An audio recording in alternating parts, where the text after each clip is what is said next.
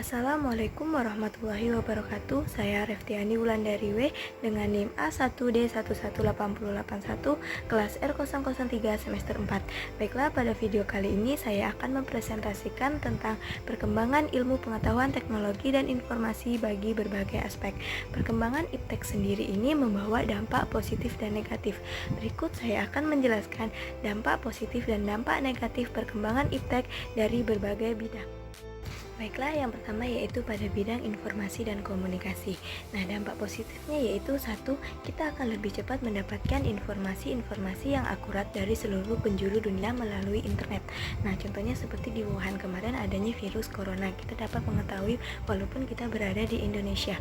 Kemudian yang kedua yaitu kita dapat berkomunikasi dengan teman atau saudara kita yang tempatnya sangat jauh, contohnya berbeda provinsi ataupun pulau. Kemudian yang ketiga yaitu kita dapat mendapatkan layanan bank dengan sangat mudah, contohnya seperti adanya internet banking. Adapun dampak negatifnya yaitu yang pertama, pemanfaatan jasa komunikasi oleh jaringan teroris seperti contohnya ISIS. Kemudian yang kedua, penggunaan informasi dan situs tertentu yang terdapat di internet yang disalahgunakan oleh oknum tertentu pula untuk mencapai tujuan tertentu. Kemudian yang ketiga yaitu kerahasiaan alat tes semakin terancam seperti alat tes psikologi. Kemudian yang keempat yaitu kecemasan teknologi seperti kerusakan komputer akibat virus ataupun hilangnya file-file penting yang ada di dalam komputer tersebut. Yang kedua yaitu pada bidang pendidikan. Adapun dampak positifnya yaitu yang pertama, munculnya media massa khususnya media elektronik sebagai sumber ilmu dan pusat pendidikan. Nah, yang kedua yaitu pemenuhan kebutuhan akan fasilitas sekolah dapat terpenuhi dengan cepat. Kemudian yang ketiga yaitu sistem pembelajaran tidak perlu dilakukan secara tatap muka, contohnya seperti pembelajaran yang sedang kita lakukan saat ini. Kemudian yang keempat yaitu adanya sistem pengolahan data hasil penilaian yang menggunakan pemanfaatan teknologi seperti penggunaan Microsoft Excel. Adapun dampak negatifnya yaitu yang pertama, kerahasiaan alat tes semakin terancam, yaitu seperti program tes intelijensi seperti tes Raven. Kemudian yang kedua yaitu penyalahgunaan pengetahuan bagi orang-orang untuk melakukan tindakan kriminal seperti melakukan peretasan situs-situs tertentu untuk mengambil keuntungan pribadi. Kemudian yang ketiga yaitu siswa menjadi malas belajar karena mereka lebih suka menghabiskan waktunya untuk bermain game online maupun menggunakan jejaring sosial seperti Facebook dan Instagram. Ketiga, pada bidang ekonomi dan industri, dampak positifnya yaitu yang pertama, pertumbuhan ekonomi semakin tinggi. Kemudian yang kedua yaitu terjadinya industrialisasi. Industrialisasi sendiri itu yaitu sebuah proses perubahan sosial ekonomi yang merubah sistem pencarian masyarakat agraris menjadi masyarakat industri.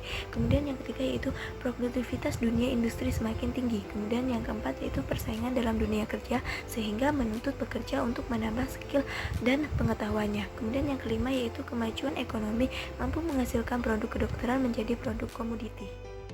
Adapun dampak negatifnya yaitu yang pertama, terjadinya pengangguran bagi tenaga kerja yang tidak memiliki kualifikasi yang sesuai dengan yang dibutuhkan. Kemudian yang kedua yaitu sifat konsumtif sebagai akibat dari kompetisi di era globalisasi sehingga melahirkan generasi yang memiliki kemerosotan moral seperti sifat konsumtif, boros, dan memiliki jalan pikiran bermental instan.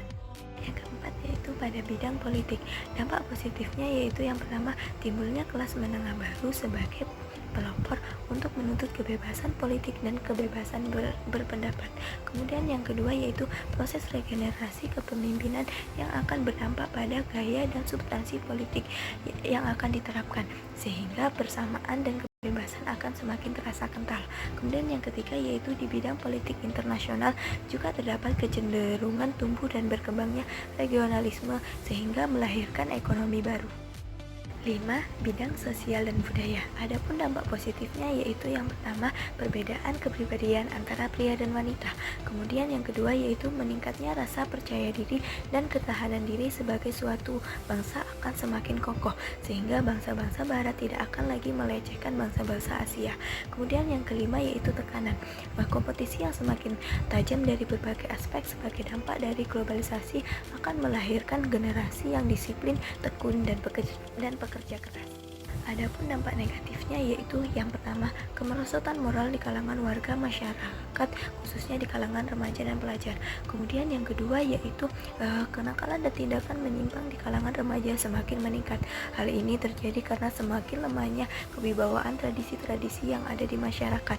Contohnya seperti gotong royong dan tolong menolong. Kemudian yang ketiga yaitu pola interaksi antar manusia yang berubah karena ada bantuan handphone.